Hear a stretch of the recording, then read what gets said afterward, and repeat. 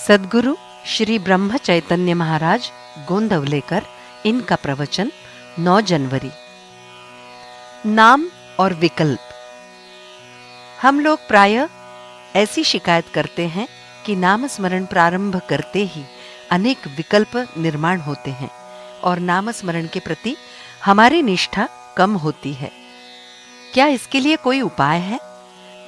लेकिन ऐसी मन की अवस्था निर्माण होने में ही हमारे ध्यान में एक बात नहीं आती कि मन की ये अवस्था ही नामस्मरण का महत्व प्रस्थापित करती है। जब व्यक्ति नामस्मरण करना प्रारंभ कर देता है तब विकल्प घबराने लगते हैं।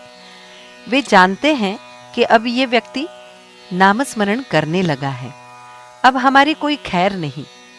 इस डर से वे चंचल होते हैं, इसीलिए वे व्यक्ति को नामस्मरण से परावृत्त करने का प्रयत्न करते हैं। विकल्प बहुत सूक्ष्म होते हैं, इसीलिए उनका उच्चाटन करने का उपाय भी उनकी जड़ों तक पहुंचने वाला और सूक्ष्म होना चाहिए। भगवान का नामस्मरण ही इसका उपाय है। कोई सांप बांबी में घुस गया तो उसे बाहर निकालने के लिए ऐसा उपाय ढूंढ निकालना चाहिए जो उसे वहां ठहरने के लिए मुश्किल कर दे।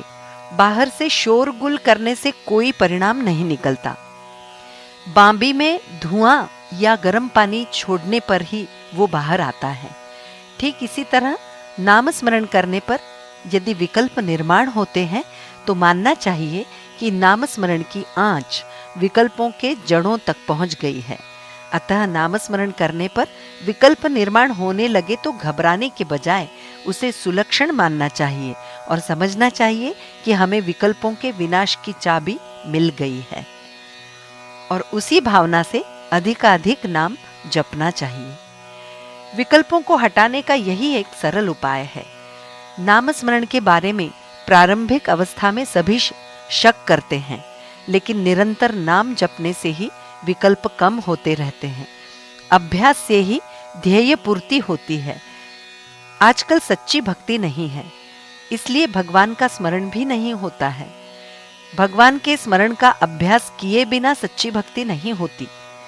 समझदार व्यक्ति को अकारण विकल्पों के बारे में सोचना नहीं चाहिए, सीधे नामस्मरण प्रारंभ कर देना चाहिए। विकल्प समाप्त होकर भगवान के बारे में संकल्प निर्माण होने लगे तो समझना अपना काम हो गया है, अर्थात हम नामस्मरण में सफल हो गए हैं। हम रास्ते से चलते हैं तो कभी कभी अवांछनीय लोग मिलते ही हैं, किंतु हमें चलना रोकना नहीं चाहिए। उसी तरह विकल्प आने पर हमें नामस्मरण छोड़ना नहीं चाहिए। लेकिन मजेदार बात यह है कि बुरा व्यक्ति जब मिलता है और हम उसकी ओर ध्यान नहीं देते, तब वो जानबूझकर खांसता है और हमारा ध्यान आकर्षित करता है। ऐसे समय पर हम उसकी ओर देखकर भी ध्यान नहीं देते हैं। इसी तरह से विकल्पों के कारण हमारा ध्यान उनकी ओर आकृष्ट होने पर भी हमें नामस्मरण का त्याग नहीं करना चाहिए।